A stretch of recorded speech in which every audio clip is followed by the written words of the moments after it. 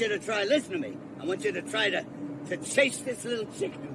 Oh, what do I gotta chase a chicken for? It's embarrassing, you know? First, because I said so. And second, because chicken chasing is how we always used to train in the old days. Yeah. You catch this thing, you can catch greased lightning. Ready? Yeah, well, I'd rather eat it than chase it. It ain't very mature, Listen, but if you say well, so. neither are you very mature. Now listen, get this thing. A fighter ain't a farmer. Come on, go on and get him. Get him. Come on, what's the matter with you? Because look, you guys know, we all know, every YouTuber knows DMCA strikes are BS, right? Yes. The complete BS. People are able to submit bad faith DMCA strikes on YouTube for no reason whatsoever. So Nintendo is no stranger to that. I'm retarded.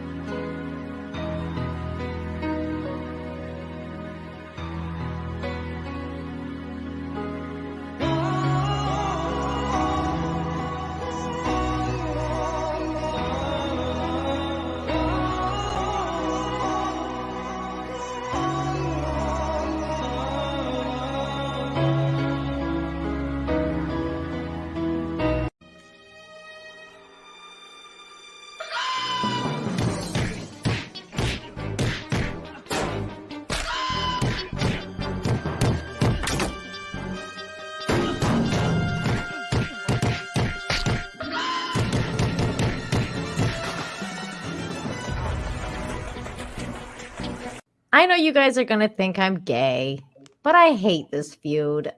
I like you guys, all of you guys, and it sucks. Like it She just blocked sucks me that you because guys of are this. fighting. And Then why'd you I'm- start it? I know, I didn't mean to. It was accidental. Damn it, Nina. Damn it. I didn't know Dick was such a dick. That's why. How do you not know that? I know. I should have. It was one of the I first times I was honestly meeting believe- him. It's like the butterfly effect. I honestly feel that attack on October 7th in Israel wouldn't have taken place if you just kept your mouth shut. That's true. It's all your Should've. fault, Nina.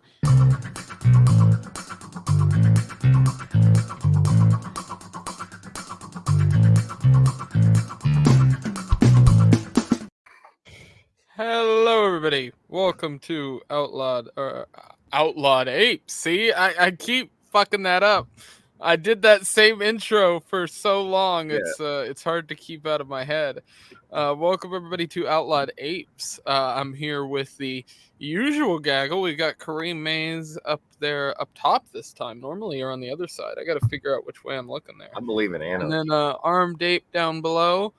And we have a special guest here. We've got Neon Thunderbird. What's up, guys?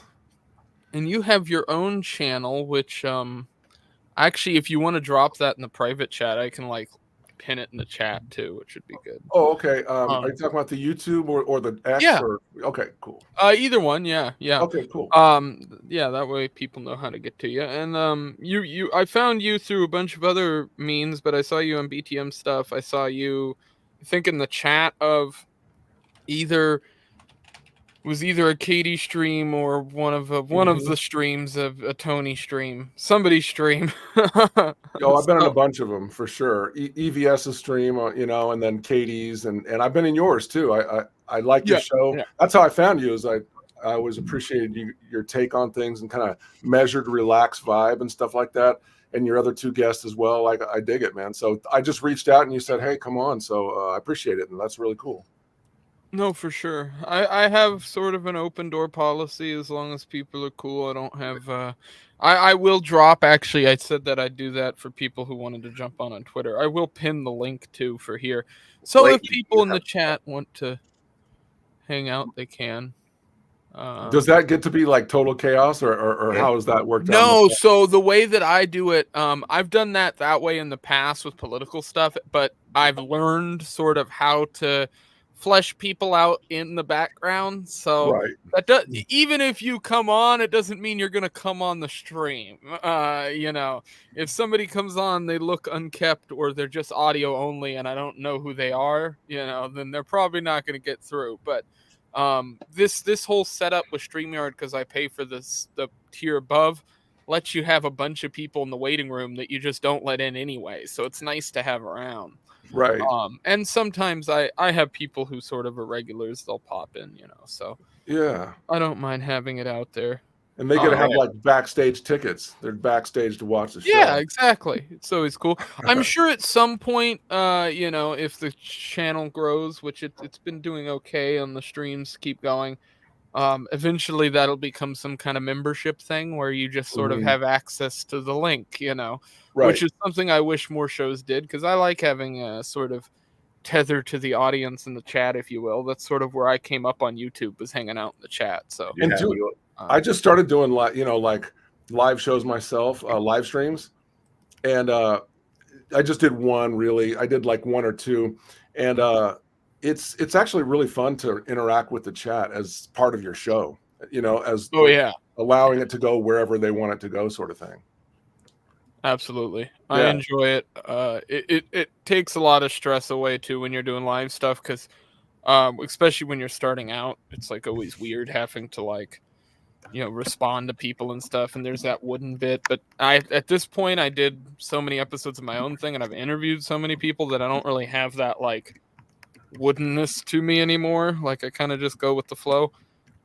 With the edited videos, that's why I do so many of those, because then you can just control that completely. You can totally control that, and you don't look bad. You're not hanging out to dry. It was weird the first time I was doing that live stream. I'm like, oh shit, like I got to be talking pretty much for 2 hours. You know, you play a little video here and there and take a break, or you talk to the chat and stuff like that. But you got to be kind of on the whole time, and it's no joke. It's tough. Yeah, I've done some like political streams that have gone like 3-4 hours, where by the end of it my brain is just completely mush. I'm like, completely just nothing left in the tank. By the way, your audio cut out just a little bit there, so it's there you go. There you go. Is it back? Yeah, it's probably an issue with my internet. If my internet goes out, I'll just not go to audio only. Yes. Hey, Leighton, I need to. Hello, Dave Smith. He has an open show policy. We should put the military. Yeah. Well, I think we have a tangential Dave story this week with we will be covering later in the show for anybody who hangs out for it in the political segments in the end, because we're going to switch things up. I'll mention that, I guess, here live. Last show, we sort of covered a mishmash of stories. I think going forward, we're going to cover sort of the comic stuff, pop culture stuff up front, and then I'm going to do the political stories, sort of that side of things, news stuff on the back end, because I still want to cover both those sides of things, but I think doing it that way will make more sense going forward. So that's how I sort of set up the show notes and how things will flow tonight. And this is a little inside baseball sort of before the show, which I think is always good. I did gather a couple stories, one of them involving, so this will be the spoiler, Phil That Remains, and his little titty back and forth with Destiny on Twitter, which was hilarious, I thought, but it led to a great little edit, which we're going to play on the show here later. Was pretty Leighton, sweet. are you just going to be an avatar, or are you going to put yourself on camera? Yeah, get on. Also, you said when you tether it to the audience, is it USDT? And on what network do you do it? What? Sorry. I don't understand the question. Yeah, that was a programming question or something. I went right Inside over my baseball. Yeah, that's real inside. I still haven't figured out, by the way, on StreamYard. If anybody knows this, I'm still dumb on this whole thing. But StreamYard, when somebody removes themselves from the stream to go to audio only, on everybody else's show, it keeps their little bubble up there. But for some reason on mine, the person just disappears. And like, so here, I'll show you. I'm going to turn my camera off. And I'm still here. You can still hear me, but I'm just gone. And I don't understand why it does that. I haven't been able to figure out how to make it keep my little audio bble. Which does it weird. To me too. Haunted. Yeah. Bitcoin hit 70,000. Buy the dip.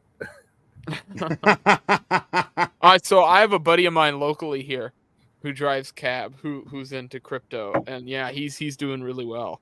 he was talking about it, like, you know, he'll mention it to me every once in a while when he picks me up. He's like, "Oh, doing real great. Yeah, for a while there, it was kind of looking sketchy. That's what I heard, and then it kind of really came back in full force. Is that about what happened? That's how it works. Yeah, people a lot of it probably has to do with the fact that it's right before an election, so that always sort of fluctuates the markets. But it's going to be interesting to see post 2024 what happens with it all. Whether it speaking of which, censorship on YouTube during an election year, it's going to be a real bloodbath. Yes. I see what you did there. I see this. Thank you. That was a good joke. All right. So I want to start with this D-Day Cobra. This is Jeremy from Geeks and Gamers. And I want to start with this as the sort of first thing I look at here, because I found this entire thing to be interesting. Now, I was introduced to this by just seeing this tweet, and I had to go back from there and sort of find out what was going on and why Matt Walsh and D-Day Cobra were talking in the first place. But this is based. Says, just want to let everyone know that Matt Walsh blog and I spoke privately. We had a good conversation and we both understand each other's perspective a little better now. The true enemy is the left-wing activists. No need for infighting with people you generally agree with. So, and then here we have follow-up. I also asked for Matt's permission to take this, to make this tweet before I did it. I always try to respect private conversation. So first off, I view this as complete cuckoldry, because not only did you make statements about the guy and then completely back down from them after he called you, but then you say in the tweet following it, I also asked for Matt's permission to make this tweet. I always try to respect private conversations. Did he share anything of a private conversation other than that they had a conversation and they understand each other a little bit more? Yeah. There's nothing involved there of the private conversation. So there was no need to ask permission to make this tweet other than that you got dick slapped with somebody with a big following. So basically what I discovered this entire thing was over was Matt Walsh is an idiot. I 100%. This guy is just a grade A tard. I've listened to this guy's stuff. So he's basically a worse version of Michael Knowles, right? Because Michael Knowles is a good communicator to a certain degree. At least that's my idea of him. I've listened to him speak a lot, but Matt Walsh is everything that Knowles is. He's trying to be, even though they both have families from my understanding, but Matt Walsh just comes off as he's trying to almost appear like an Alaskan or some guy who lives in like the boonies of Colorado, and he's not. He's like the opposite of that. This is some like prissy rich dude. Like, it's no different than anybody else on the Blaze being like, I'm a hard ass conservative, and then you find out they're like, oh, your father's a pecan farmer, and you like grew up in the laps of luxury. Like, that shit's always hilarious to me. But Matt Walsh made a bunch of comments on gaming stuff and has sort of made comments in this whole pop culture space, and I think that really pissed off the Geeks and Gamers crowd, because he made a bunch of comments saying he's bringing this to people's attention and he's like the first person to do it. And I think that was legitimately dumb. And so D-Day Cobra called him out for that on Twitter, and then just immediately backpedaled the next day because they talked on the phone. And what I love about this in the tweet, and I'll get your guys' takes on all this too in a second, but in the tweet here down below, we can see it is lots of the nerdotic, this is what men do. I almost called you gay, but I'll call you based instead. Like, it's all these, even lofty pixels, hashtag block lofty. Excellent. More of this, please. Communication is important. Guys, I'd hate to agree with some of the people like Vito and other people on Twitter, but like with the whole Sweet Baby Inc. stuff, like, don't let these people into your movement. Don't let them into your, like, this is the whole point of gatekeeping. Like, you don't talk to these people and pretend they're normal. Matt Walsh is just as bad as a rampant SJW on the left. They are the same archetype. They're just tribal different. They're different sides of the same tribal coin. Yeah. So it's stupid to just, kowtow to it. I hate that shit. What's everybody's take on it? Sorry, a little bit of a rant. Okay, so I'll throw this out there. First of all, Matt Walsh needs to know that I have a green screen in my house, so I can do a moon landing as well, and I have Adobe Photoshop. I could be part of that. This is what Kareem got from all of that. Just like Kubrick. No, but here's the thing. I do kind of take it as a lot of conservatives, like Michael Knowles and all these people. They try to be buddy with libertarians. Look, I had Michael Malice on. Oh Jesus! It's not even nothing to do with libertarianism. And then what will happen is stuff.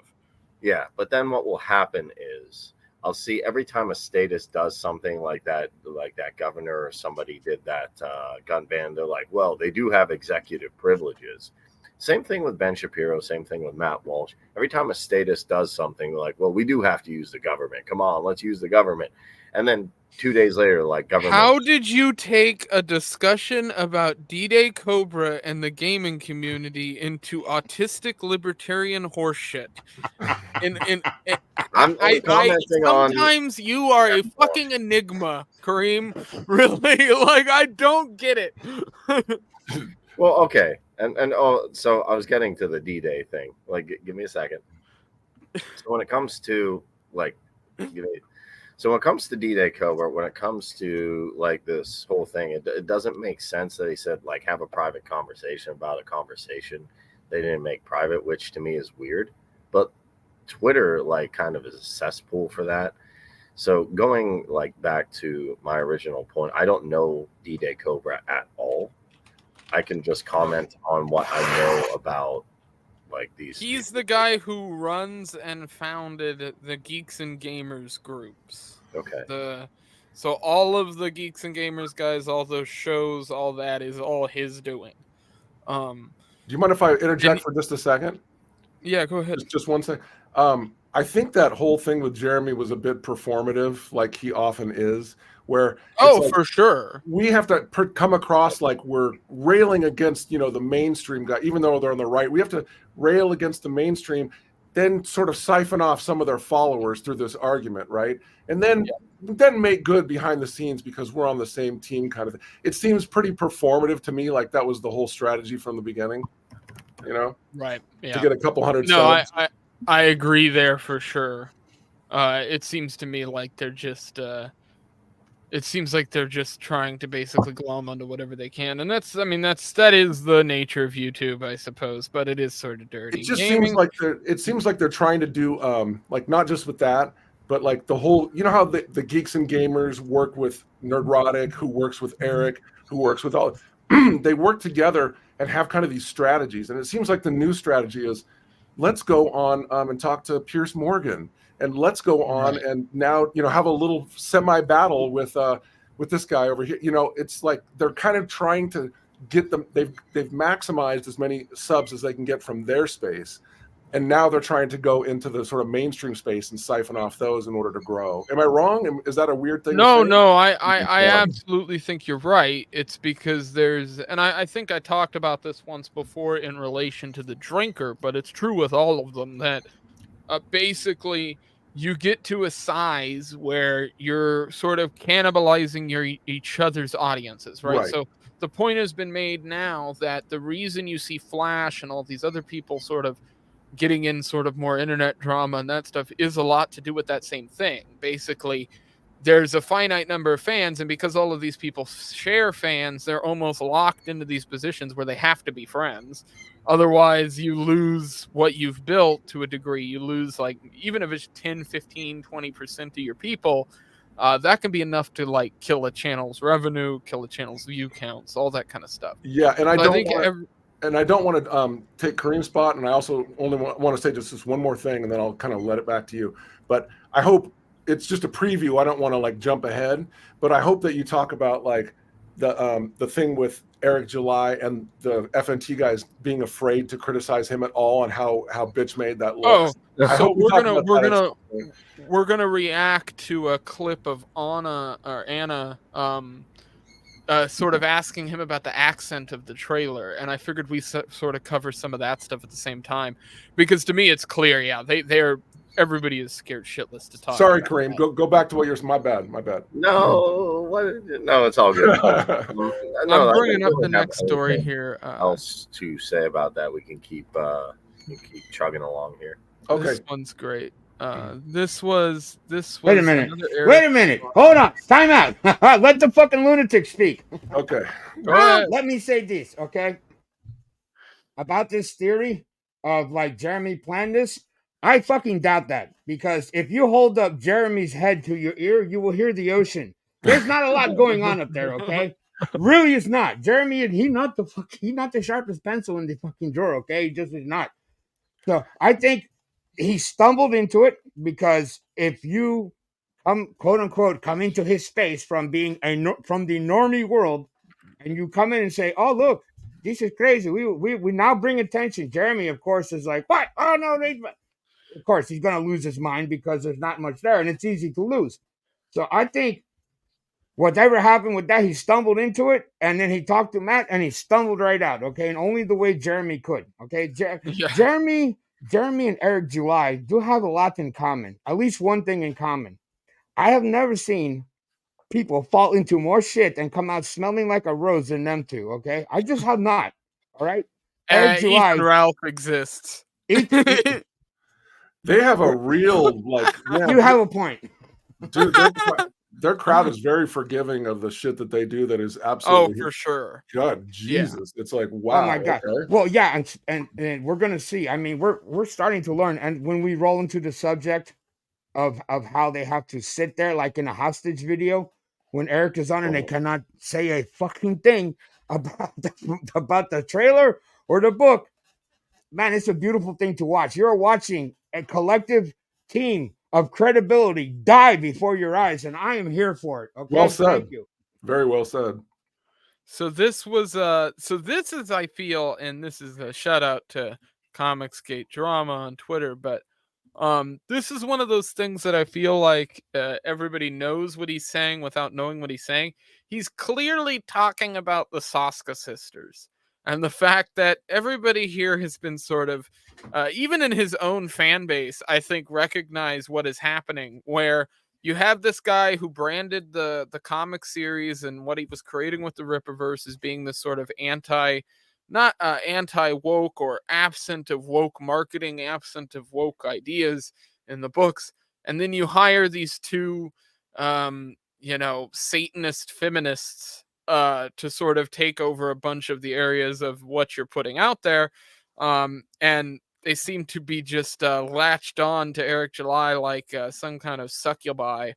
So we'll see how that all goes down over time. But I think this right here is a direct response to the people who have been talking about that. And he says, when I started the Rippaverse, many wrongfully assumed that it was created to be a political statement. Comics, just with my personal politics beating you over the head. Oddly enough, some may feel some kind of way because we didn't do the latter. Politics and social views outside of universal truths are left at the door when it comes to employment. People can be themselves as long as it's not criminal or gets in the way of business. Our number one goal is to entertain our customers and provide a fun fandom. So let me be perfectly clear here. This statement on its own might seem fine and dandy, except if you were the Daily Wire, right, and you were making this comment about the fact that you had just hired, I don't know, let's say AOC, to come be your new head writer and your new head directive of creative material for, I don't know, Fox News or Blaze or Daily Wire or any conservative media company. I think the fan base would ultimately go, hey, these people are going to indoctrinate your company, your business, the things you produce, and take over culturally what it is you're putting out. Mm-hmm. You know, kind of like the progressive movement did to all of art and media over the last 50 years. And so it's no different. This right here is a cuck statement in the same way of Jeremy over there getting his call up from Master Matt Walsh to make sure he puts out his statement. This is some cuck shit. Like you're not standing up for your ideals. You're saying you're opening the gates to the people who are going to destroy the thing you've created. The gates of hell. Even if the thing you created does suck, let's be clear. These people will destroy the idea that you wanted to exist. That is what progressivism does. Yes. Well, I'm worried not worried, but I'm actually, it crosses my mind. And this is a little bit conspiracy minded, I admit. Okay. Although I'm in, sometimes I'll go there, but what I'm saying is it, like actually planned out? Because he brought in, not only did he let them in the door, but everything that he claimed to be against, he's doing now. I mean, the MCU. Oh yeah. Right. The girl boss trope that like putting Arnold Schwarzenegger's body with Gyra's head on top, I mean, like literally everything that Nerdrotic talks about, Eric is doing in his particular like comic books and stuff. I mean, everything from DEI inclusion to having a polymath in a wheelchair to having like girl power, girl boss, to having everything that they're doing is exactly what that whole crew claimed to be against. And I wonder, is this controlled opposition, like literally infiltrate and subvert? Or is this like is this him just trying to like get into the mainstream and get his movie deal and then get the fuck out of the YouTube space? It's the latter. I suspect that I know I'm crazy for thinking that, but it's like, whoa, dude. I mean, I think there's legit reality to some of it. I think the reason you see a smattering of different types of characters with all these different inclusive things and traits is because Eric didn't have anything to work with when he started, and so he wanted to, every time he makes a new character, he wants it to be completely different than the last one, so that he has a new sort of characteristic to work off of in future books. The problem with that is that, that makes it look like you're just creating a bunch of woke stuff. So it's hard to know which one of those two realities is true. I know. I think it's very possible that he wants to get out of this thing as quick as possible. He wants to basically build up a catalog of, assets and then make it so that he can transfer those over to some other comic company or some other creative entity, like something in the right-wing space. Like, the Daily Wire is buying the ISOM name, kind of thing. It seems pretty clear that he wants to do something crossing over into like Hollywood and have some sort of mainstream clout. And I really don't think he's very conservative at all. I think he's like a wolf in sheep's clothing for sure. And I do think that there's two sides that he has put himself into that I don't think he expected. One is the CEO that's clean and squeaky clean and has HR meetings and like tries to put on a good face of a corporation that respects its customers. And two, the totally opposite guy who's like blustery and, this fucking this and what I'm saying and that, and like trying to be angst and cool to like his particular crowd who want him to go hard in the paint against all his detractors and monetize his haters and stuff. And those two things are completely at odds with each other. There's like cognitive dissonance there. And there's also two totally different roles he's having to play that are fucking at odds with each other. You know what I mean? Yeah, for sure. It's like, that's hard to navigate for, but he put himself into that situation. It's not our fault. That's his fault. He did. Yeah. All he had to do was put out a competent book originally. We would not be having this discussion. Just one. Yep. One book. Yep. So here we are. We are now looking at him and questioning his motives. Is he a sheep in wolf's clothing? Is he fucking controlled opposition? Is he just a guy who did comics so he could build a shipping company? One good comic book would have dispelled all of this. So you're right. God damn, you're right. I think he is just a guy who did comics who kind of said, oh, wow, I've been relatively successful in this field.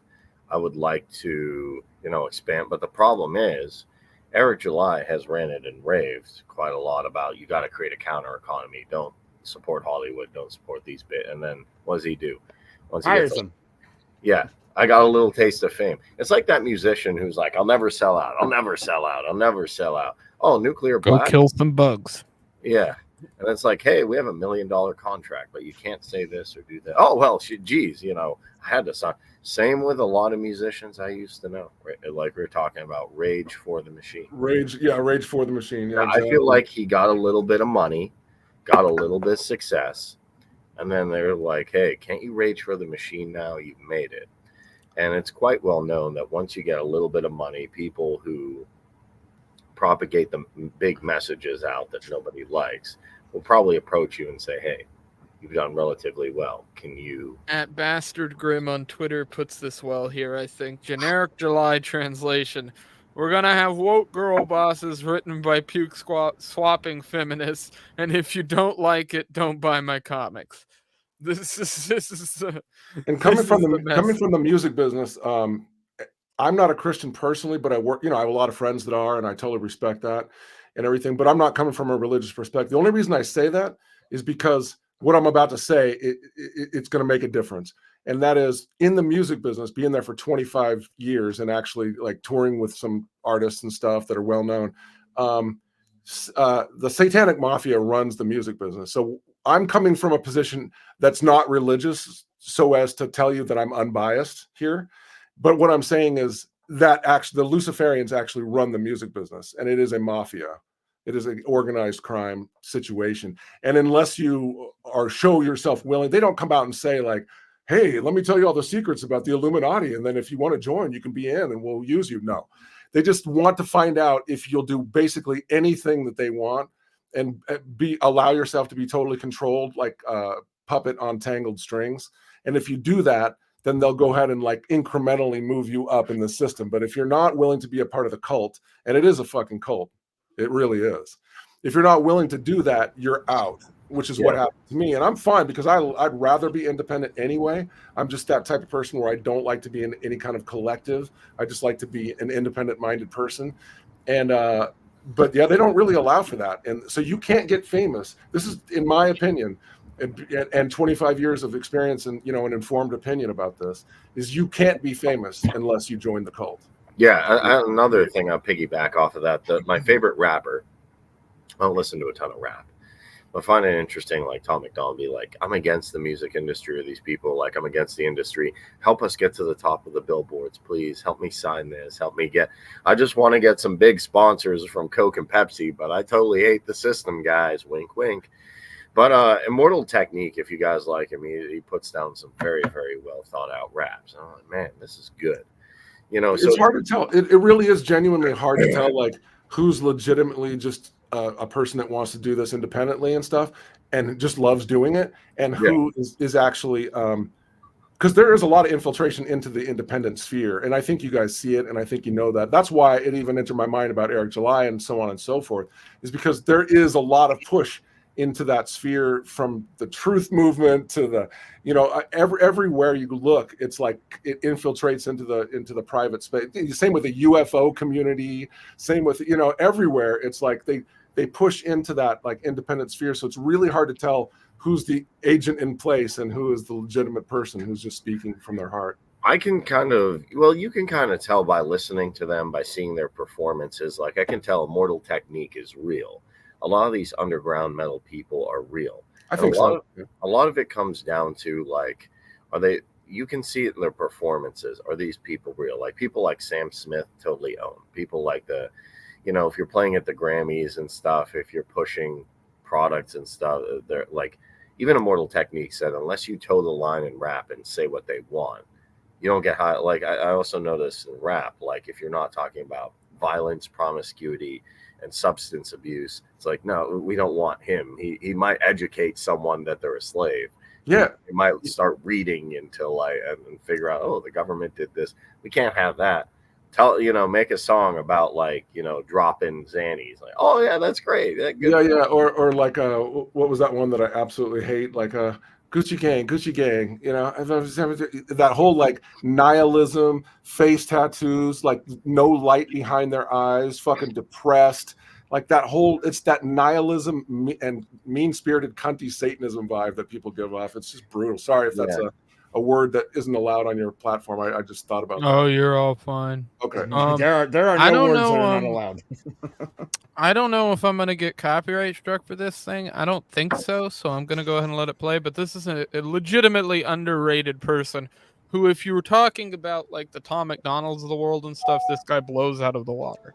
Cool. So I'll let this play for a minute, or I'll play a part of it. I can feel my money draining. They take everything I make, and you wonder why I'm complaining. I break my neck to make this money, that they just come and take it from me. My wages ain't that great in the first place. I should be paying you nothing, but they keep on coming and they keep on taking. These motherfuckers go ham on me every time I bring them the bacon, and I wonder what it's for. Ukraine, great funding a war. Have we spent enough yet? Should I guess not? Look, here they come for some more. Fuck me, I'm sore. Sucks being poor. You had the same job for the last 6 years. Wasn't struggling before. So, like, lyrically, Tom McDonald is not good. And there are people who are far better than him out there making music. That's my point. No, I like that guy. He looks like he's driving a T-top, like 80s.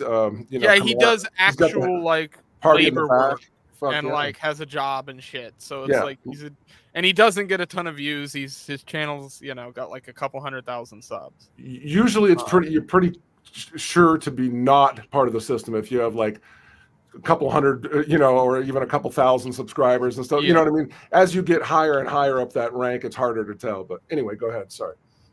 So I wanna show this video here. We were talking about people not being able to sort of critique some of the stuff that Eric July was doing, and this was the one critique I saw get through. I think there were maybe one other, but this was the one that I saw get through, and it's by Anna, that Star Wars girl. So I want to go ahead and play this. By the way, Eric, congratulations. Oh, appreciate you. Thank you. Appreciate you, Anna. Shout out. Yeah, what is it at now? 1.2 million. Yeah. Unreal. Okay, can I ask what kind of accent was she supposed to be doing? She's oh man, I'm not gonna give it all the way in late. Let's just say Slavic. Let's just go with that. If you follow my Twitter, someone guessed it right, and I actually confirmed it. I shouldn't have done that. That was NDA to myself, but yeah. Sue yourself then. Sue myself, yeah. Was that her first time trying to do that accent? Because I had such a hard time understanding her. No, it wasn't. She had we had a coach with her and everything. So no, that wasn't the first time that she had done it. People are saying what, Icelandic? I don't think that's Slavic. Yeah, that's accurate. The okay, well, fuck the NDA. Okay, so I want to point out a couple things here. First off, there is no such thing as an NDA. He keeps using that as a way to pass over the basically have an actual react to the things she's saying. That's not how an NDA works. Okay, and Eric July knows that because Eric July has signed multiple NDAs over his lifetime. We all know that. Secondly, I'm gonna back this up a second because something really great just happened. She slipped in there.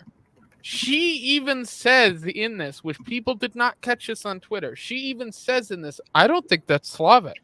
And I don't think most people caught her saying that because it was pretty quiet. No, it wasn't. It wasn't. She had we had a coach with her and everything. So no, that wasn't the first time that she had done it.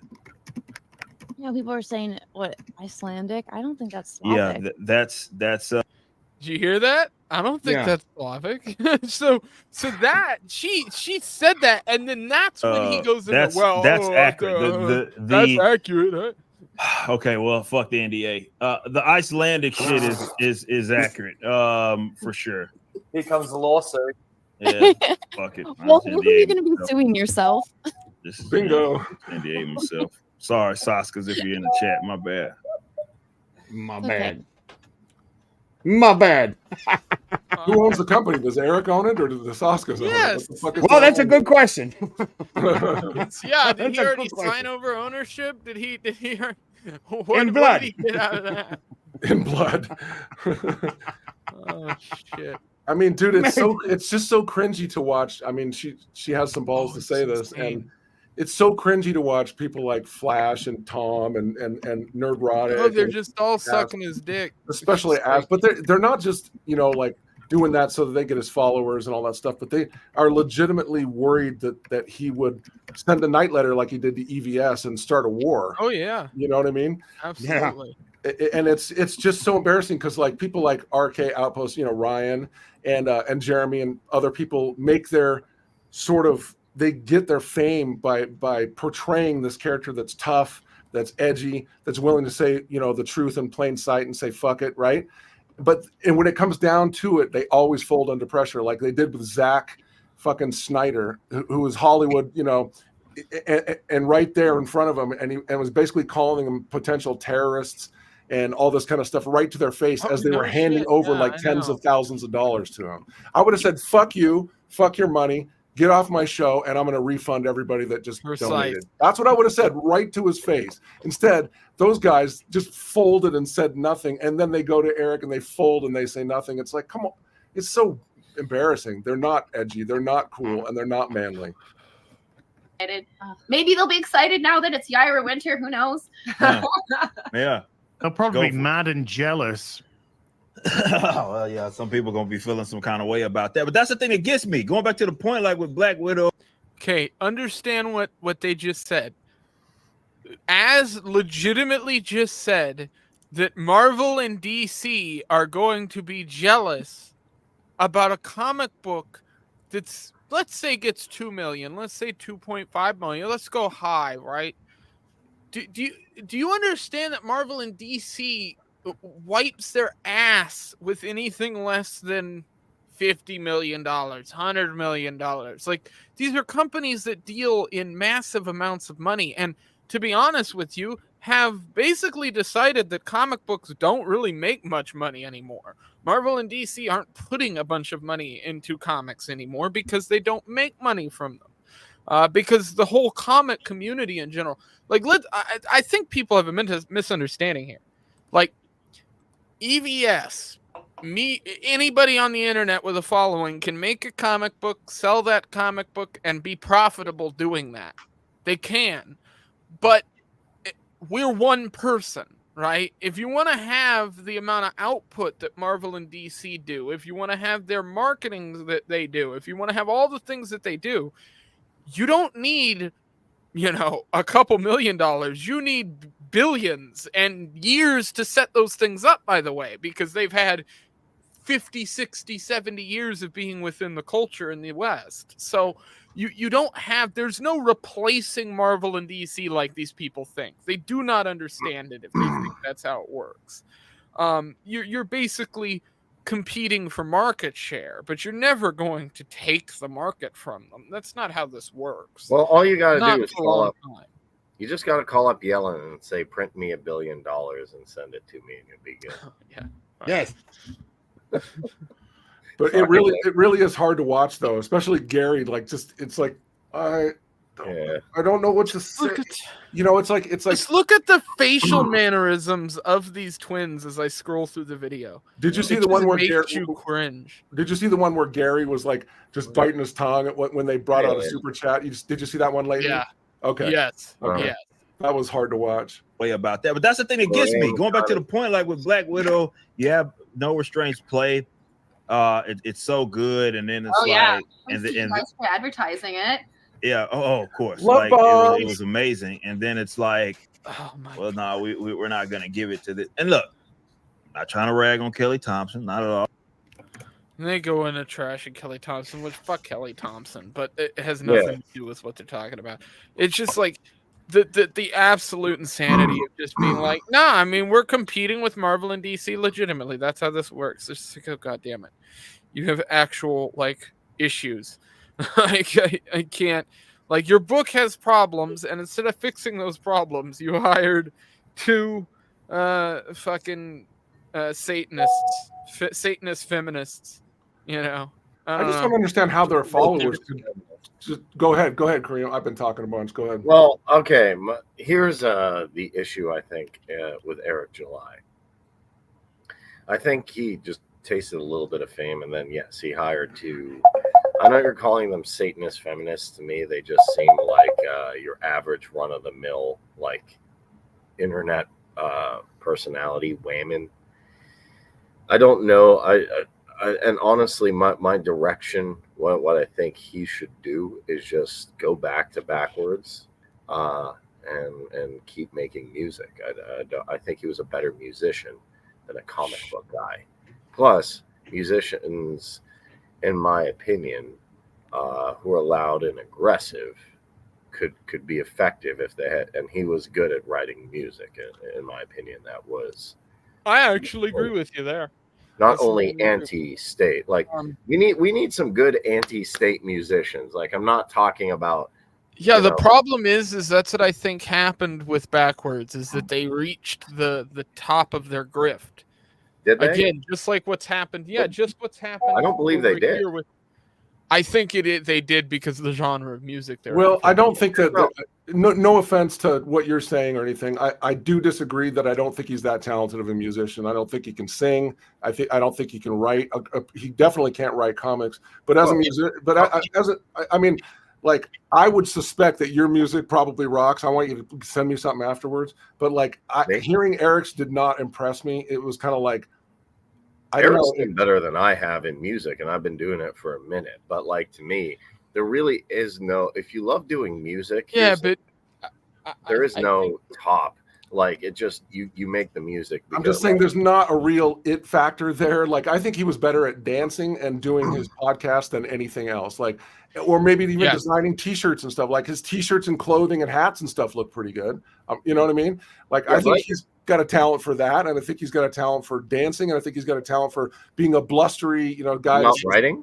Yeah, but as far as comic book writing or songwriting, I don't think he had some really I can literally I've quoted some. I still quote some of his. You might be right because I didn't hear much. I admit I listened to like 2 songs. So I will say there is stuff that is written backwards that is good. I don't know who wrote that stuff. So that is Leighton, lean into the microphone a little bit. You're like one of his lines is perfect. He said, "You wanted a savior, yet every day we go through voluntary exchanges." You might be right because I only listened to 2 songs max. Yeah, so I admit I didn't do my due diligence and research. So I've not listened to any. This is some beautiful artwork here that was put out in relation to the Horseman. I really love overpronouncing that word because I think it makes people pissed off. But this is some insane shit. So you can't actually see the art. So they put this art out, and I swear you can somebody in the chat said I had to use AI to remove the snowflakes. Like they basically made a piece of art and then put all this horse shit and garbage all over the screen so you can't see any of it. Pun intended. It's fucking horrible. So I just wanted to comment on that because it's super busy. And the thing is that because I used to work for Dark Horse in the 90s and I was a colorist. So I used to do the night shift. I worked till like 3 a.m. We would all color. We'd turn in about 2 pages a day. It was the best job I've ever had, like just regular day job. And it's so busy. First of all, the artwork is good. Like the artwork is good, but it's too busy and the perspective is weird and they just cram too much stuff in there. And the snow could be more in the background. It doesn't need to be a feature up front. It's actually obscuring the fucking main character. Like why? And there's just way too much going on. Your eyes don't have the ability to actually pay attention to anything because you're just darting around to all these other vantage points. Exactly. So I wanted to comment on that real quick. We'll get back to the normal. I have one. This is an interesting topic here. So the next thing I have up is relating to sorry. Where'd Kareem go? We're kind of moving off of he's here. He's just audio only. I can't figure out how to fix that stupid thing. Oh, okay. Gotcha. So moving into some sort of political topics here, I've got this wonderful video, which I thought we would look at. And I saw... Okay, you're freezing, Leighton. Armed Apes, talk for a little bit. No, he froze. We'll save him. He froze completely now? I got this video. Listen. He's Armed Ape. High quality. He's armed with. 2024. So, due to some technical difficulties on my end, my internet crashed, and for some reason, StreamYard decided that meant we no longer wanted to have a stream up. So, it ended. I don't know why. I've never had that happen before from StreamYard. Normally, it just like coincidence kills the internet. Yeah. So everybody was talking for like 7 minutes while I freaked out in the back and tried to get things sort of figured out. So we're back now. Unfortunately, that means all the chat and stuff is gone, and people will have to take note that we're live again to come back. But we are still going to cover some of these stories so that I can sort of piece together the stream after the fact. And yeah, that would suck if we had like 20,000 viewers in the chat and then like bam, oh God, down to zero. So we were just sort of getting into some of the political topics, and the first of those was Destiny related, but also relates to Dave Smith, who we sort of mentioned earlier in the show because Kareem brought him up, and so I want to play that. Well, Leighton, I just can't figure it out. Can you help me here? If there's 2 million people and I nuke them, is that a genocide? I can't figure it out. I'm a liberal. I like pumpkin spice. No, they just made Thanos use a syringe instead, and then they don't even have to fight the Avengers. Oh, sorry. Barbecue. Did this live stream just get nuked again? No, I think it's all fine. It's when I share stuff, I'm going to have to just, when I'm sharing stuff here, I am going to go to audio only. And so that will probably solve my problem. So I'm going to be here in spirit in the background, like a nice ghost here, a very fat ghost. Do you have a lot of Go ahead. No, I don't, which is why it's weird. It's Okay. probably because somebody else here is using the internet to play a game or something, or stream or whatever. Damn it. They need to use the internet to free Palestine. This is Phil Labonte. He puts up on Twitter, it's hilarious to me that the top leftist political streamers on Twitch are Hassan, literal terrorist supporter, Walsh, literal pedo porn enjoyer, and this fucking absolute buffoon. And shares this great little video here, which we'll watch. Or vaccines are 100% effective or prevent the transmission of 100% of a disease being caught. There's no vaccine like that. Okay, but you're arguing with something I didn't say. I'm saying the official narrative was that it didn't come from the lab. If you get the vaccine, you cannot get it and you cannot transmit it. These were huge stories that were flatly wrong. No, you're shaking your head. That's not wrong. The official position of the NIH or the government was not that if you get vaccinated, you will never transmit it and you will never get sick. I know that there is the one quote that people. Yes, I'm aware. There's the one quote, but for anybody that honestly followed any of that or saw all of the statements, nobody actually thought that. It is unfathomable to me. So notice the shift there he made. So he already changed his position to the people didn't say that to nobody said that and meant it. But what I love that Phil did here is Phil did the heavy lifting. With the people that will make so many excuses for every single Trump gaffe will come out and take like 7 words quoted by the president. And go, oh my God, they said the vaccine was 100% effective. It would never. That's unbelievable. Nobody really thought that. That's an unbelievable. Okay, fine. During 2021, we should be able to manufacture a lot of vaccines, and that vaccine. Key goal is to stop the transmission, to get the immunity levels up so that you get almost no infection going on whatsoever. Everyone who takes the vaccine is not just protecting themselves, but reducing their transmission to other people and allowing society to get back to normal. We can kind of almost see the end. We're vaccinating so very fast. Our data from the CDC today suggests, that vaccinated people do not carry the virus, don't get sick. I think you need more than one sentence of a thing to see if they genuinely thought that the vaccine would be 100% prevent. Now we know that the vaccines work well enough that the virus stops with every vaccinated person. A vaccinated person gets exposed to the virus. The virus does not infect them. The virus cannot then use that person to go anywhere else. It cannot use a vaccinated person as a host to go get more people. That means the vaccines will get us to the end of this. Essentially, vaccines block you from getting and giving the virus. Fully vaccinated people are at a very, very low risk of getting COVID-19. Therefore, if you've been fully vaccinated, you no longer need to wear a mask. When people are vaccinated, they can feel safe that they are not going to get infected. Holy We mouse. have all the vaccines we need. We have all just the need our vaccines people we to need. take it. You don't need to take anymore. I don't believe in minarchism. You have to go full ANCAP or ANCOM to have a good society, Leighton. Listen to me. A, for their own protection, for the protection of their family, For the protection, but also use a condom. to break the chain of transmission. You want to I use be a dead end I use to the protection virus. when I'm So when fucking Destiny's Melina. You know, the virus gets to you, you stop it. You don't allow it to use you as the stepping stone to the next person. I think given the country jobs as Destiny. You better. I had one myself. Oh shit! If I was Piers Morgan, I'd be like, "Yo, Destiny."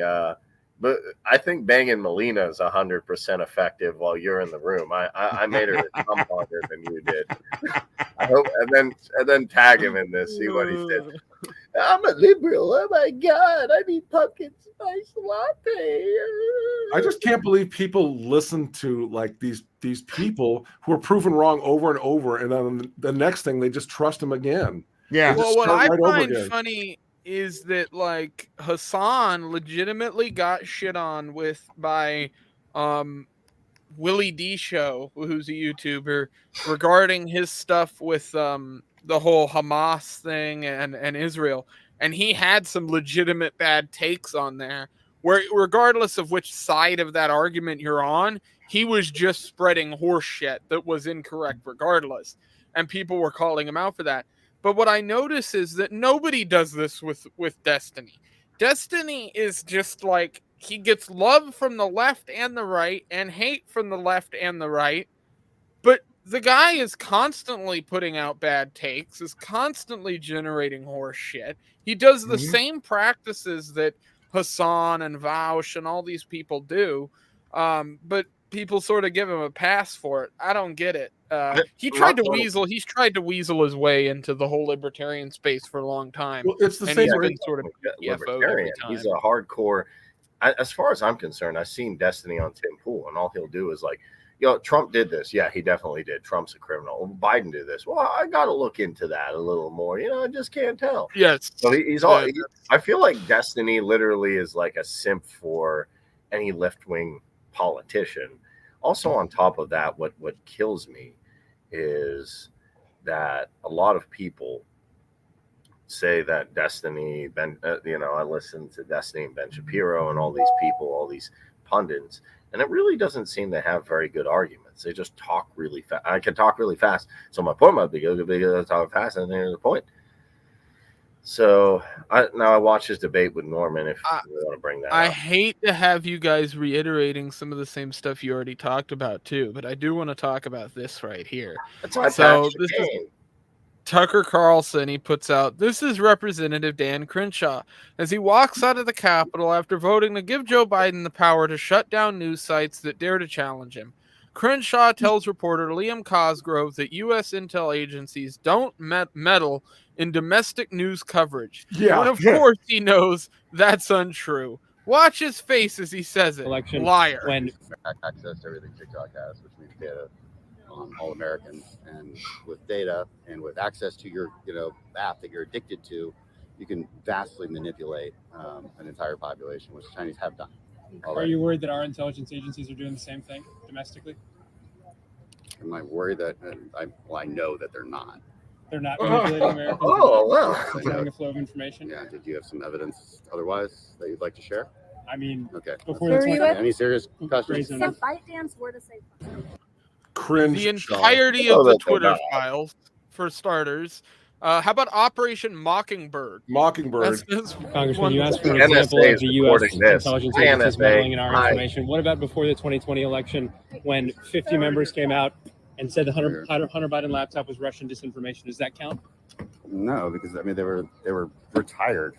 They were retired, but the FBI had the laptop for over a year. There's nothing even close to what TikTok.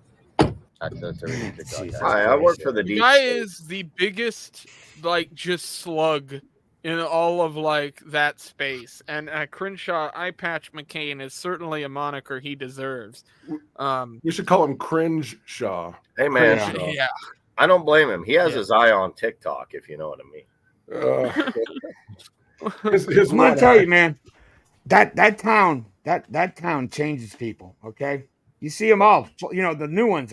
I'm gonna go there. I'm gonna fight for you. And 2 years later, they're right in the. They lay in the belly of the beast. So what happens? They become part of the beast. It's natural. Like if Brandon Herrera wins, but it didn't happen. It didn't. Well, you were both old enough, Armed Ape. It didn't happen to Ron Paul. Didn't happen to Rand Paul. Didn't happen to Massey. And maybe there's a select few others that get through. But yeah, most people less than a handful. Yes, but most people are like, hey, is there a lobbyist here? And then they give the lobbyists give them the Melina treatment, like with Destiny, and then all of a sudden they're simping for the deep state. Yeah, the Soskas sisters welcome them to the Capitol, and then all of a sudden, I all of a sudden love this shit.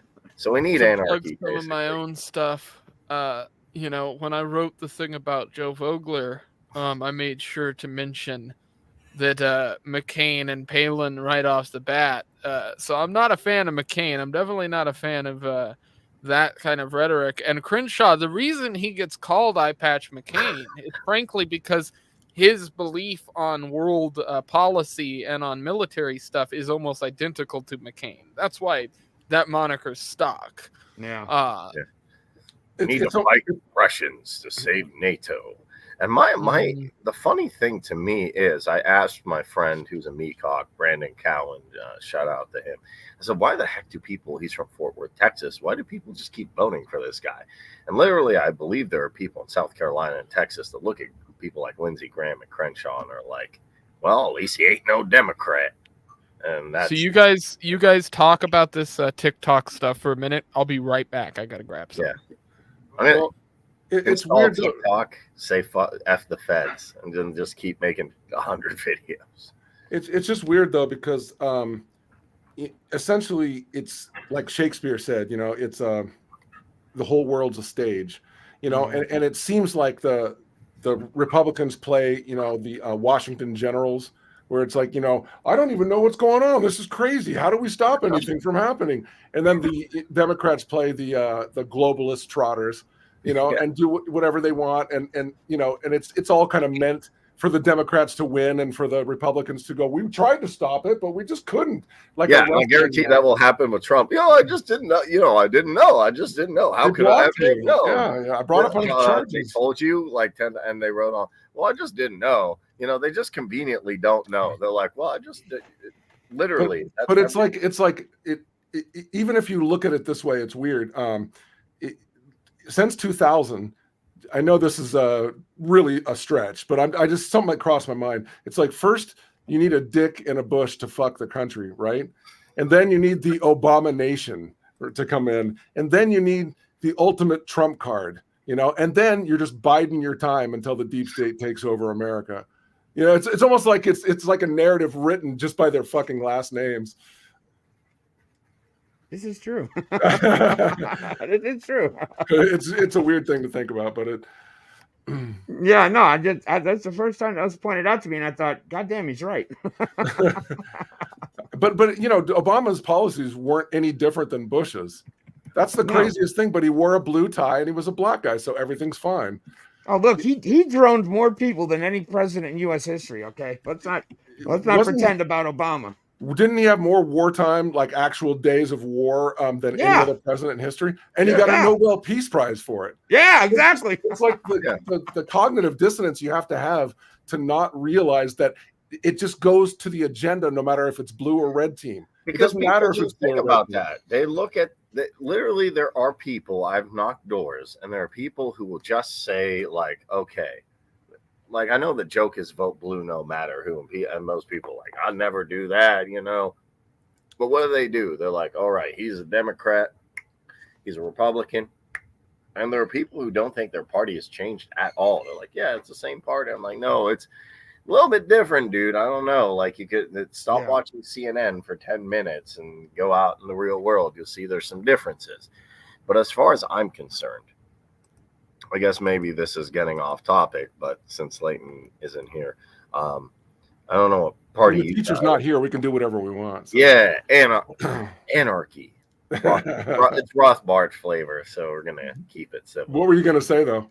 But Democrats put this out on X. If you guys are on X, you can add me, Kareem6633, that they declared war on third-party candidates. So I'm like, ooh, and people, I'm like, I'm gonna start being like, Green Party, get over there. Like I was at a pro-Palestine rally, and then one guy, I met a coordinator from the Green Party, reached out to him. They said the Democrats, and I don't agree with them on everything. I'm not a fan of getting rid of nuclear energy. I'm not a fan of socialism. I'm not a fan of some of their environmental takes, but they're good on war. So that's better than the other two parties. So talk to them. And they said the Democrats are trying to keep them off the ballot. And I'm like, hey, we need third parties, independence. Even I'm not crazy about RFK. There should be like 16 to 20 parties. It shouldn't be just the two choices, you know? Yeah, because the two choices suck. We need to actually, Democrats want to go to war. We actually need to go to war and knock these guys out, because as far as I'm concerned, this two-party system is garbage. It's never going to get any better until there's legitimate The only thing that makes things better, we can tell from the market, is legitimate competition. Otherwise, if there's no competition, literally you will get the same thing and it will get worse. Like I literally feel they're just like, yeah, run two geriatric people, you know, who cares, you know? Well, politics got pretty boring for me because I realized that there's really no solution. There's no real political solution available. It's the entire system is fucked. So if you're a good person and you want to try to go and represent people legitimately and go be a politician, like you said, within 2 years, you're going to be sort of an asset for the deep state almost immediately. Otherwise, you're going to be out if you don't fold into the, you know what I mean? So it's like there really almost is no political solution, because whether you're on the left or on the right, you're still a statist. You're still an operative of the state. Yeah. You're still, you know, a representative of the government. And really there is no solution politically. Well, I mean, I believe there is. You can still work locally. You can win locally. Yeah, locally. Yeah, locally. Yeah, you can even win state elections if you have a little bit of money. And I'm talking a little. It's pretty tough, though, man. It's just pretty tough. You have to have a little bit of money to. Okay, you have to. I would say this: if you just are starting out, you can win local elections. Some elections are uncontested, so literally you just show up and be on the ballot. Some you got to do a little bit of footwork. But you can win local elections. You can even win state elections if you have a little bit of money, although they're really going to go hard on that. And do you really see my point, though? Do you see my point that a person can get jaded knowing that it's like, you know, even if you have really good political takes, or even if you have good intentions, it's really tough to, you know, do anything about the system itself, you know? Well, I think the biggest thing to do is just do what you can in your local community. You know, I agree. Action, and then one day the states will wake up and say, "Hey, we don't have that much power because we've lost locally so much." So they can sit on their high horse in DC. Let's make DC irrelevant. I don't understand how all the stuff could be happening where all the soccer players are falling on the field and all the people are just toppling over, and everybody knows someone that's died. And right after getting these things, and people, all of these things happen, and people can still just tiptoe about it, have backyard barbecues and talk about like what the rate of their mortgage is, and you know, is little Billy starting church tonight, and it's fair, fucking crazy to me. To be fair, a lot of people, I think, who took part in the procedure don't want to be like, hey, you know, this could happen. So they're like, yeah, it's all good. Let's talk about. And the other people, you know, it's not necessarily a topic, you know, people are going to bring up, although everybody knows and everybody talks about it. It's kind of like the biggest crimes against humanity I've ever seen in my lifetime. And it's funny that people doing it right in broad daylight, and they got away with it, and they're bragging about that. And that's a thing. I'm not saying, actually I am saying, I don't understand. I'm not necessarily saying you subscribe to my form of anarchy, but how anybody can go through 2020 up until now and have any sliver of faith in the government at all. I'm talking even like, well, you know, minarchy could work. I'm like, no, just get rid of it. Like, I'm not going to feel bad. Even if some things don't work as well, I'll be cool with that. Like, not, you know, even if It seems like there would have to be some sort of incrementally taking things away, though, because if you did it all at once, it would be fucking crazy. I mean, I'm fine with that. Even I agree with Leo Tolstoy that even the worst chaos is better than what we have now. What we have now is pretty bad.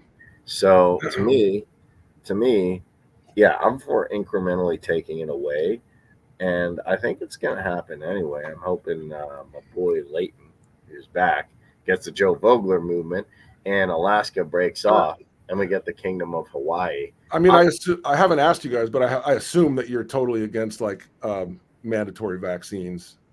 Yeah. Oh yeah. Well, I'm a MAGA guy, but I'm a different kind of MAGA guy. I kind of want the South to break off, and I want the Kingdom of Hawaii to re-exist, and I want Alaska to break off, and I want to break Pennsylvania off. So let's talk about this here. Getting off of the autism. Damn it, Leighton. Got Clint Russell, who I've spoken to before, and has had on the. I think he's spoken to me a few times on different streams and stuff. But hold on, Leighton. Did I ask him a question about vaccines and then he brought it to the Kingdom of Hawaii? Did that actually just happen, or was that just yes? me? Yes. Yeah, okay. No, that's. You had to be very careful with Kareem because he will immediately take it to some place you had nothing to do with the thing that you actually brought up with. It's Back like to you, Leighton. Throwing it back to you. Yes, it's a hilarious game of like autistic Twister. I love the guy. I was like, wait, what did you? Okay, back to you, Leighton. So let's walk through some dangers here. 20,000 Chinese migrants entered in January, according to CBP. Say 5,000 of them are CCP back in a year. In a decade, you could have 600,000 CCP soldiers trained and armed and living all throughout America. Likely? No. Possible? Yes. U.S. troop count is under 3 million. Many are deployed. An inside-out strategy is exactly what I draw up to an antagonist nation like the U.S. was constantly saber-rattling against me. The libertarian answer to this is gun ownership is a natural right, and that's all you have to say about it. If the U.S. State Department wasn't constantly provoking China, I would say the odds of this are effectively zero. Seeing as they are, I would say China is dumb as hell if they're not doing this. Is an armed invasion only aggression when they are wearing camo? Do they have to be firing as they cross the Rio Grande? Are you thinking this through at all? What constitutes an invasion? If 3 million people entering your country illegally per year while armed does not constitute an invasion and an act of aggression, then I'm lost as to what it should be called. So the point here he's making is salient, but I want to go, is there no point at which you'd see fit to defend your community? I'm not even asking to start a fight. I'm just trying to get people to really consider this more deeply. As far as I'm concerned, everyone has a God-given right to defend themselves. I do not believe that everyone on earth has a God-given right to live in America. I definitely do not believe that everyone on earth has a right to enter America while armed, just being honest. So this is sort of coming from a reaction of there was a judge who ruled that illegal immigrants, people coming here into the country illegally, can own firearms, can possess firearms, we'll say. And so a lot of libertarians have been taking this argument up and saying, well, this is a good thing because we want more people to have guns. And I get that argumentation. But at the same time, there is this thing where people have been saying this is kind of an invasion, all the people coming across the border. And yes, I think the government is doing it on purpose. And yes, I think they know what's going on and are definitely a part of it. But at the same time, these people are coming into the country affecting things. And now you're saying not only are they coming into the country, but they can come armed. I do think that's a bit of a step forward in the wrong direction. A bit? Hey, type in Sal the Agorist and see what he had to say about that. He had a pretty base take. Well, that's the thing is, to me, the base take, that's what I think people are misunderstanding here. I mean, to me, the base take is, and this is a completely libertarian take in my eyes, yes, it is an invasion. These people are entering the country illegally. They're doing it with a collective goal to a degree. And so at some point, a state is going to have to militarize, and militias and private organized militaries are going to be the people who most likely do that first. Ooh. And so I see all this shit as just a waiting game until somebody pops off and does something. That's not a good place to be in, by the way, as a country. I want to make that perfectly clear. That's not what you want. You want this shit to have been dealt with way beforehand. There's only, I mean, if you look at it this way, look at the hypocrisy here. First of all, you're killing grandma and you're threatening everyone all around you, and you're being selfish if you don't get vaccinated. That was the official narrative. But it's totally okay for people that were not vaccinated, not wearing masks, have no documentation medically to flow over the border and come and populate the country.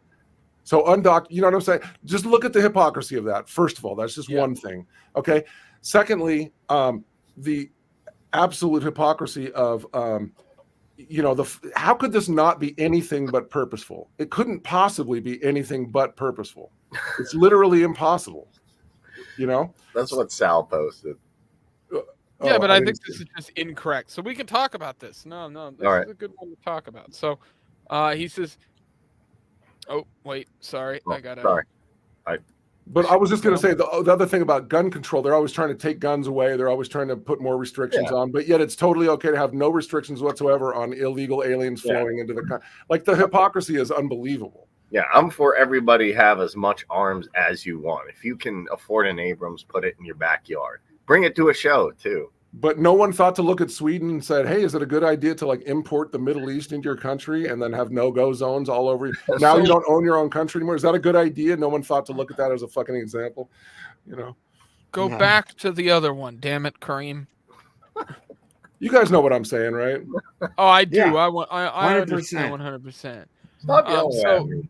So this meme here that Kareem brought up is hilarious to me, because Sal, by the way, I'm not a huge fan of Sal. He's funny sometimes. Yeah, there was some t-shirt shenanigans he did with the Sober Caucus and some other people on the internet I'm not a fan of.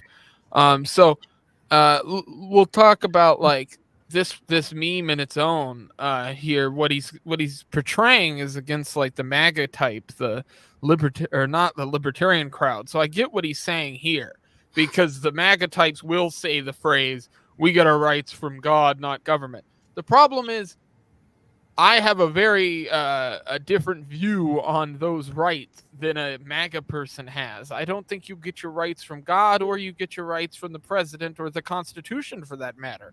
I believe in rights that you get from the fact that you're a fucking human, and so I don't view these things the same way as Sal's putting into context of this meme. And frankly, I think, yes, it's a dunk on a very small portion of the MAGA movement, but not really. I assume you guys have heard of natural law and the theory of natural law. Yes, okay, I agree, because I agree. Yeah, that's what I'm referring to. Yeah.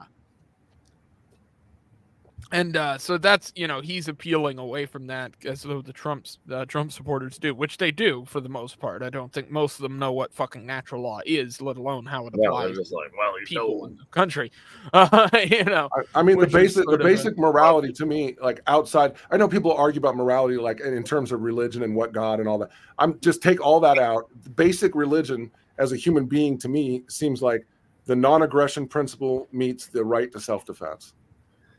As long as you're not stepping over anyone else's rights, then you have a right to do whatever the fuck you want. As long as you're not stepping on other people's rights and taking those away, then you can do whatever you want. That's why I think that, even though I'm not advocating drug use, but I'm saying people should have the ability to do whatever they want, even though I'm not advocating it. It certainly would take the illegal aspect and the human trafficking and all the fucking dark shit that goes along with it. If they, just like it did with marijuana when they legalized it, it took away all that dark shit that was going on, orbiting around it. You know what I mean?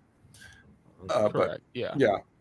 Well, I wanted to kind of end things out. I don't have a ton of other topics to cover here. If there's anything anybody wants to talk about specifically, we can sort of bring it up. I normally keep things around like an hour and 20, and if I combine both of these together, that's around where we're at. Oh, damn. I'm gonna have to basically what I'll do after this stream is I'll delete both of the streams and then I'll re-upload it as a video, which will be a good thing because it'll give everybody a notification again anyway. So that'll be good. And then it'll just live as a video, but I'll throw it in the same playlist so people can listen through the show. Okay, as maybe a weird last topic, just as a freaking wild card, the idea that just some like occult history, not a practicer of the occult, but just a studier of what has happened historically with the occult and stuff. The occult just means hidden. It doesn't mean evil. It just means hidden. The people that are utilizing the occult are often evil. So I'm not going to lie about that. But but really it just means hidden information. But the information itself isn't evil. It's the people that use it in evil ways that are evil. So what I'm saying is the occult history of like political parties are that like the left is essentially the archetype of the sacred feminine, and the right is an archetype of the sacred masculine, right?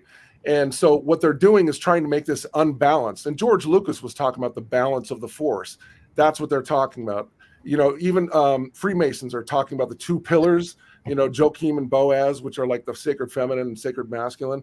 It's the counterplay of being imbalanced in one or the other that causes a problem. And so they're always trying to get like feminism versus men and black versus white skin color. And, you know, you name the thing, you know, whatever, gay versus straight, you name it. It's like always trying to create this imbalance in the force between the archetypes of legitimately the male and female. And so political parties, although they are not like authentic representations of male and female, they are based on that. And what I'm saying is, you know, if you have too much of the feminine, you let everybody in your country and then you become Sweden. And if you have too much of the right, you know, you become a very warlike society because vigilance is good, but sometimes you take it overboard and then all of a sudden it's about power and acquiring land and stuff like that. But I do believe that balance is the same thing as the sacred feminine version of the non-aggression principle, which is the sacred feminine, right? Don't aggress, don't attack anybody, don't infringe on anybody else's rights, don't start a fight, basically, right? And then the other thing is the sacred masculine, the right to self-defense, you know, but that's also left and right brain, if you think about it, you know, and they know this information, which is why they have an informational advantage, and that informational advantage turns into a political advantage and a power advantage. You know what I'm saying? So it's really interesting things to think about, though, because a lot of people don't really know this information, and you get to know it, and it's like, it really is just this constantly trying to imbalance you really need both. You really need both, you know, and that's what the sort of esoteric version of the Trinity really is: God, the Holy Spirit, and the Son. And I'm not coming from a religious perspective, but the esoteric information behind that is God the Father, the left brain, the sacred masculine. The Holy Spirit is the right brain, the nurturing, the intuitive, artistic expression, emotion. That's the sacred feminine. And then when they come together, they have the Holy Child, the Jesus character, right? Which is right action. But you can't have right action with the combination of the left and the right brain, the combination of the archetype of the sacred feminine and the sacred masculine, both of them together. And they're always trying to create an imbalance, which is what's fucking up our society. And that's what George Lucas was talking about. And I believe that's what Tolkien was also talking about with the imbalance of Mordor, you know, and stuff like that. So I just thought I'd throw that as a wild card, you know. No, I find that stuff to be interesting. I grew up with a grandmother who was studied religion, has a degree in religious studies and stuff, and like occultism is something I'm very interested in, like sort of old occult books and stuff. I collect a lot of that weirdness, and so I've read a lot of that type of stuff. So I definitely see that. I mean, I get the argument too if you look at like some of the work from like Jonathan Haidt, which funny enough, he was just on Rogan today. I saw that. I have to listen to that episode, but Jonathan Haidt, he just published a book on social media stuff, but previous to that, he did he manifested it. Oh, Jesus Christ. He was doing these he's doing like studies on personality of people and their politics and certain aspects of it. And he found a lot. A lot of what his study was looking at the masculine and feminine traits from within those groups. So a lot of that I think you'd probably find interesting because it kind of shows what you're saying to be true. But it's also a reference to the left and the right brain working together. Because like as an artist, like Kareem, like if you're an artist, you write a song and you make a song, that is a right brain kind of activity for the most part. It's other than like the mathematical aspects of music and stuff. But if you're combining it and like you're actually recording it, you're using a lot of left brain. So it's really difficult, you'll find, with artists to write and perform their songs, but also be the engineer and to do that aspect. Because you're constantly like having to fuse left and right brain. And it takes like soul power is what I call it. Because it takes extra energy to do that than people think. But that's what it's an analogy of what I'm saying about trying to use both the left and the right brain. We all know like the super scientific Spock types who are like super left brain and they don't have any emotions and they can't compute. And then we know the people that are like, whatever, dude, artistic, fucking, I don't even care about bills, bro. We all know that stuff, but it's the fusion of both of them that has to happen in order to like really have right action. Anyway. Yeah, no, I understand. It's Mark Passio talks about this, who's an occult researcher, is very good about. And to me, what the real idea of the Trinity is actually something quite, esoteric, which is the ability to, God is awareness. That's the ability to exist in all states. As a human, you have the ability to choose states, which is the sun, and then the emotion and action to put that into play, which is the Holy Spirit, or you can call it, thought, feeling, and action. Yeah, thoughts, emotions, and actions. And it's tough. It's tough to put the songs together because, yes, you got to think of the technical aspect. Then you're going to come up with the creative aspect and then merge those two. And then if you're really a true artist, then people will pick up on that rather than somebody who's just like, give me a beat. All right, let's put this out. Tonight's going to be a good night. Put that on repeat 30 times. Woohoo. I mean, but Leighton knows you can manifest whatever you want. You just got to line your chakras and then write it down from the state of the wish fulfilled. And then we're going to have we'll call it the woo-woo cast, and we'll just do a couple hours on all these topics.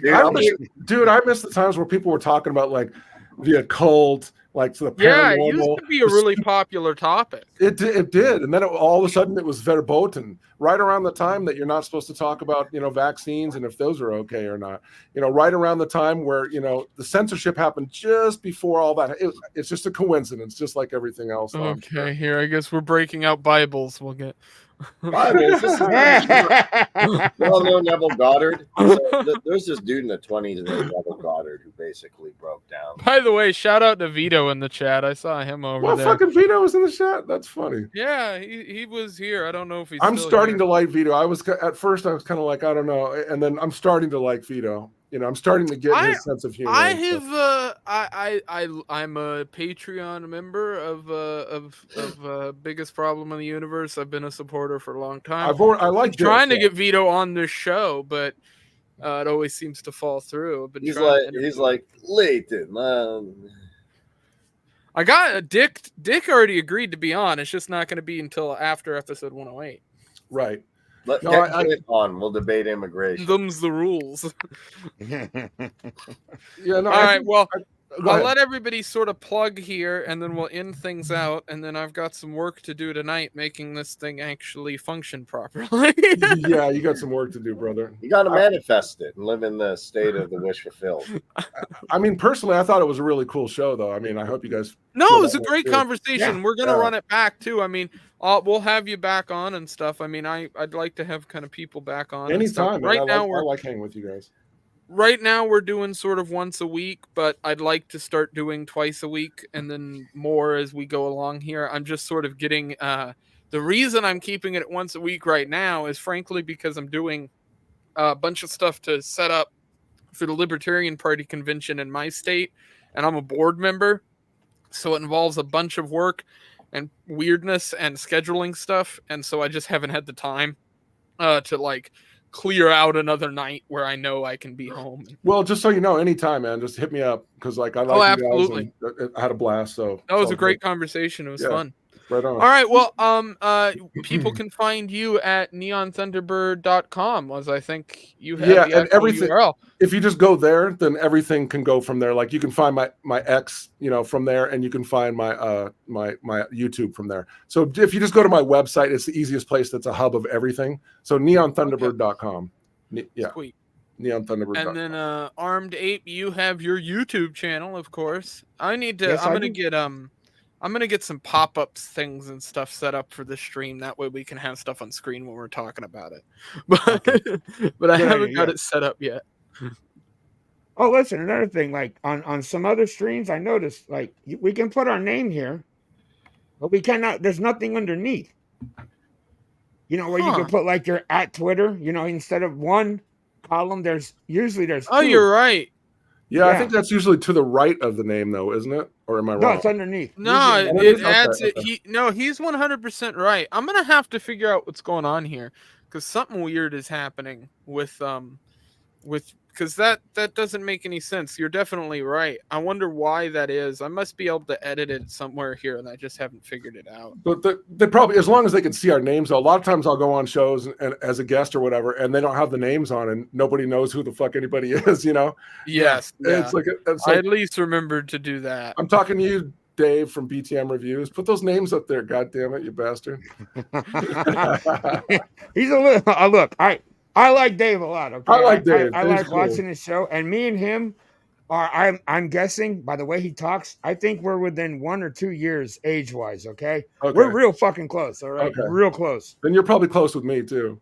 Okay, he's a boomer. All right, let me just say he's a bit of a boomer.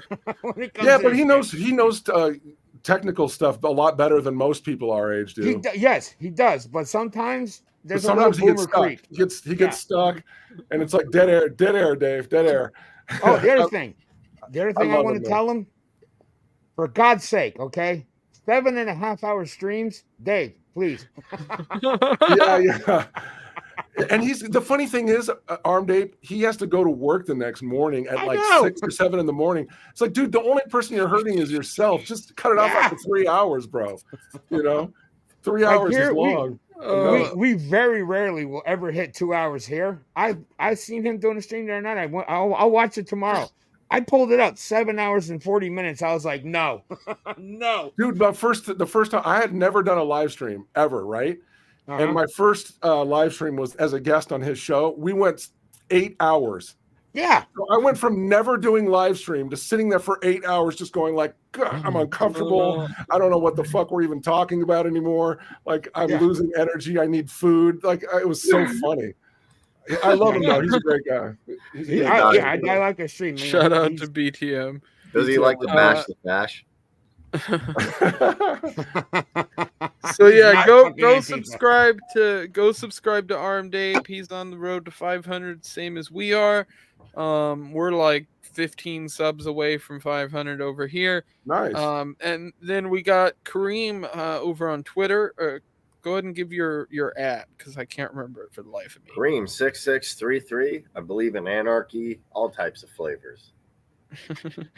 And you also have YouTube and all that kind of stuff. I'm sure people can find it from your Twitter. I had a 4 and hour when I upload the video of this later, I'll put everybody's stuff in the description so you guys can go check that out down there. Good times, bro. Good times. Peace. All right.